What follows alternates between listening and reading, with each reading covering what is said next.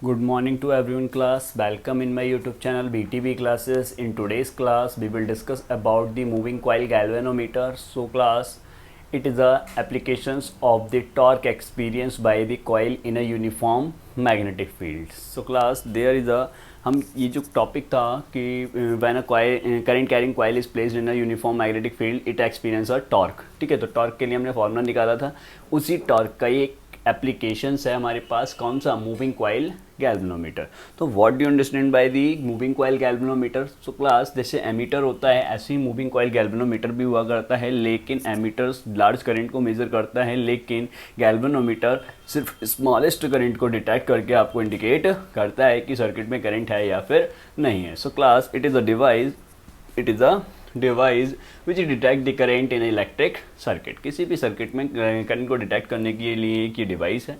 अब क्लास बात करते हैं कि एटलीस्ट ये वर्क करता है तो किस प्रिंसिपल पर ये वर्क करता है. So class, it is based on the fact that, ये इस फैक्ट पर बेस्ड है that when a current carrying coil is placed in a uniform magnetic field, यानी करंट कैरिंग कॉइल को किस में रखा है? अपने यूनिफॉर्म मैग्नेटिक फील्ड में. Then it experience a torque and it rotate. ठीक है कि नहीं? यानी कि मैग्नेटिक फील्ड में जब रखा जाता है तो इसको ये क्या करता है?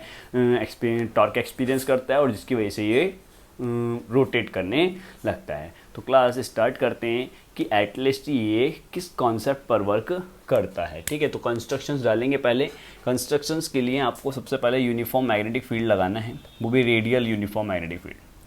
रेडियल यूनिफॉर्म मैग्नेटिक फील्ड, ये नॉर्थ पोल बना लिया हमने, और ये क्लास ये आ गया हमारे पास साउथ पोल. ठीक है. देखिएगा, इसमें एक सिलेंड्रिकल कॉर लिया जाए.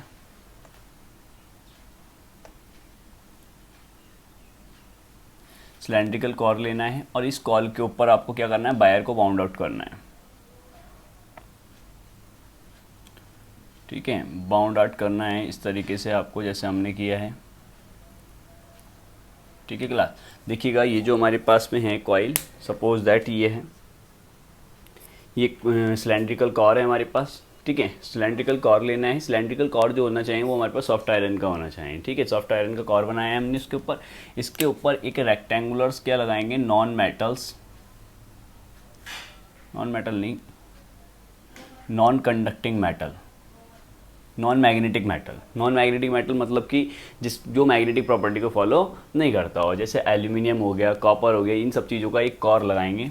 लेकिन इसके चारों तरफ रेक्टेंगुलर कॉर लगाएंगे. जैसे सपोज दैट ये सिलेंड्रिकल आ गया हमारे पास, कॉर आ गया, सॉफ्ट आयरन का बना लिया हमने इसको. ठीक है, सॉफ्ट आयरन का बनाने के बाद इसके ऊपर एक रेक्टेंगुलर फॉर्म में क्या लगाएंगे? एक कवर अप कर देंगे इसको, और नॉन मैग्नेटिक मेटल से. नॉन मैग्नेटिक मेटल इसमें मोस्ट ऑफ यूज़ किया जाता है एल्यूमिनियम. एल्यूमिनियम क्यों यूज़ किया जाता है? क्योंकि ये लाइट वेट होता है. ठीक है, नॉन मैग्नेटिक होने के साथ साथ क्या है? लाइट वेट मेटल है. अब हम इसके ऊपर जब इसको कवर अप कर दें तो वायर को इस तरीके से बाउंड करना है. तो यहाँ पर जब हम बाउंड करेंगे तो ये किस तरीके से बाउंड हो रहा है? ये एक रेक्टेंगुलर फॉर्म में बाउंड हो रहा है. तो दैट्स वाई जो हमारा गैल्वेनोमीटर है उसके अंदर लगा हुआ है कौन सा कॉइल? Rectangular coil. ठीक है क्लास, तो रेक्टेंगुलर कॉइल हमने लगाया है. अब इस रेक्टेंगुलर कॉइल का जो एक टर्मिनल होता है, से पहले बॉक्स में बंद करिएगा. पूरे अरेंजमेंट को एक बॉक्स के अंदर हमने क्या कर दिया? बंद कर दिया है. ठीक है, यहाँ पर लगा रहता है एक टॉर्जन, मूवेबल टॉर्जन. ये लीजिए, कनेक्ट हो गया. इसका नाम है एच, इसका नाम है मूवेबल टॉर्जन. ठीक है क्लास, यहाँ पर हमारे पास टर्मिनल आ जाएगा T2, यहाँ पर टर्मिनल आ जाएगा T1. भाई करंट को आप जब गैल्वेनोमीटर में करंट मेज़र करेंगे तो आप उसको कनेक्ट तो करना पड़ेगा ना. तो ये आ गया हमारे पास कनेक्शन ऑफ द वायर. इस कॉइल का एक टर्मिनल T1 से कनेक्ट हुआ और दूसरा टर्मिनल हमारे पास में किससे कनेक्ट होना है? ये हमारे पास T2 से कनेक्ट हो गया. सपोज दैट करंट इधर से आता है. ठीक है, जब आएगा क्लास तो इधर से आएगा और इधर से वापस जाएगा. ठीक है, तो इस तरीके से सब में करंट ये हो जाएगी और इधर डायरेक्शन ये हो जाएगी और हमारे पास करंट यहाँ से वापस चला जाएगा. तो जब देखिएगा यूनिफॉर्म मैग्नेटिक फील्ड लगा हुआ है, करंट फ्लो हो रहा है, तो इस पर टॉर्क एक्सपीरियंस होगा कि नहीं होगा? टॉर्क एक्सपीरियंस जैसे होगा क्लास, देखिएगा ये है हमारे पास कॉइल. ठीक है, ये कॉइल है, उसके ऊपर हम एक स्ट्रिप लगाएंगे. ये जो लगा हुआ है ना टॉर्जन मूवेबल. ठीक है, एक इसमें जिससे भी लिख लो, ये जो स्ट्रिप है इसका क्या नाम होता है? फॉस्फर ब्रॉन्ज स्ट्रिप, ठीक है। फॉस्फर ब्रॉन्ज स्ट्रिप होती है क्योंकि ये लाइट वेट होनी चाहिए, बहुत हल्की हुआ करती है, ठीक है। इसको यहाँ पर लगाया जाता है और लगाने के बाद इस तरीके से लगा हुआ है और इसके ऊपर हमने लगा दिया क्या, स्ट्रिप, ये फॉस्फर ब्रॉन्ज का स्ट्रिप। और जैसे ही टॉर्क लगेगा इस पर, ये कॉइल इस तरीके से घूमेगा कि नहीं घूमेगा, ठीक है। जब ये घूमेगा तो ये जो फॉस्फर ब्रॉन्ज लगा हुआ है ये भी क्या होगा, लेफ्ट और राइट होगा। ऐसे ही मूवेबल कॉइल गैल्वेनोमीटर में लेफ्ट राइट का कन्वर्जन आप देखते हैं, ठीक है। लैब में आपको देखा होगा गैल्वेनोमीटर, तो उसके बारे में बता रहे हैं हम, ठीक है। तो जब इन टॉर्जन को इसके ऊपर लगाएंगे तो ये क्या करेगा, बार बार लेफ्ट राइट होगा। इसके डिफ्लेक्शंस को ही हम क्या पढ़ लेंगे, रीडिंग स्पेल में पढ़ लेंगे, और जिससे हमें पता चलेगा कि करंट कितना है इसके अंदर, ठीक है। तो ये हमारा पूरा कंस्ट्रक्शन कंप्लीट होता है किसका, मूविंग कॉइल गैल्वेनोमीटर का। इज दैट क्लियर और नॉट? अगर क्लियर है तो pause the video and note it down.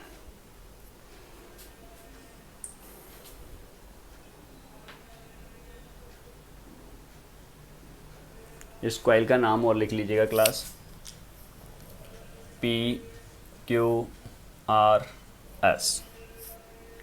चलिए।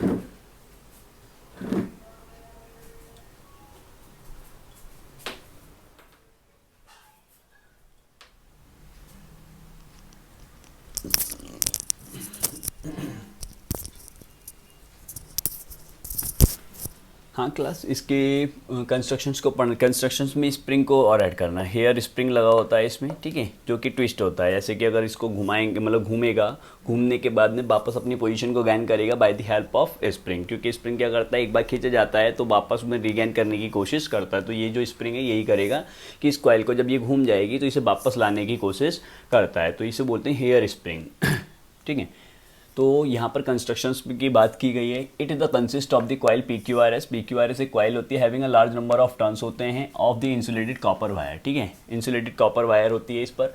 The coil is bounded over a non magnetic metal. इसमें सबसे पहले नॉन मैग्नेटिक मेटल लगाया जाता है। हमने जैसा कि आपको बताया सिलेंडर के ऊपर नॉन मैग्नेटिक मेटल बनाया जाएगा, जैसे एल्यूमिनियम ले लिया जाएगा। फ्रेम विच में भी द रेक्टेंगल हो सकता है, सर्कुलर हो सकता है। देखिए अगर कॉइल रेक्टेंगल है तो रेक्टेंगल में शेप का आपको क्या लेना पड़ेगा, इसके ऊपर कवर लेना पड़ेगा, ठीक है। और अगर क्या करना है आपको सर्कुलर बनानी है तो स्फेरिकल लेना पड़ेगा, ठीक है।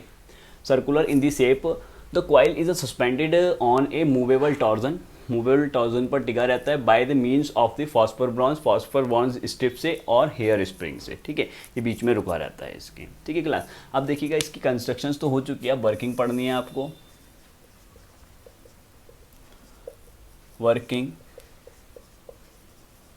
Torque on A coil. So class, coil पर जो टॉर्क होगा वो कितना होता है हमारे पास, इसको रफ कर रहे हैं हम।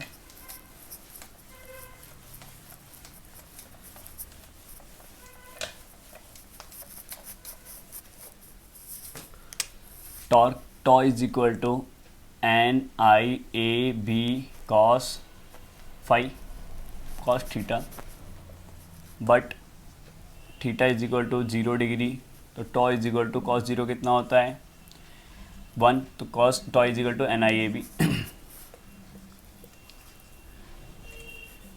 Late phi is the twist in coil and K is the spring constant,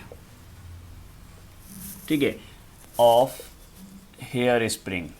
हमने मान लिया कि जो भी हमारे पास में इसमें ट्विस्ट हुआ यानी कि घूमा है वो फाई एंगल घूम गया है, ठीक है। और जो के है वो स्प्रिंग कांस्टेंट है, तो दैट्स वाई हमारे पास में जो भी फोर्स होगा यहाँ पर, जो भी कहने का मतलब जो force experience F is directly proportional to phi, यानी कि जो भी हमारे पास रीस्टोरिंग फोर्स होता है वो किसके प्रोपोर्शनल होता है, रीस्टोरिंग फोर्स, इसे FR लिख देते हैं। Restoring force directly proportional to phi, यानी कि जितना ज़्यादा डिफ्लेक्शन यानी स्प्रिंग को जितना ज़्यादा खींचोगे रीस्टोरिंग फोर्स उतना ही ज़्यादा लगेगा। तो that's why FR directly proportional to FR is equal to K phi, where K is the spring constant.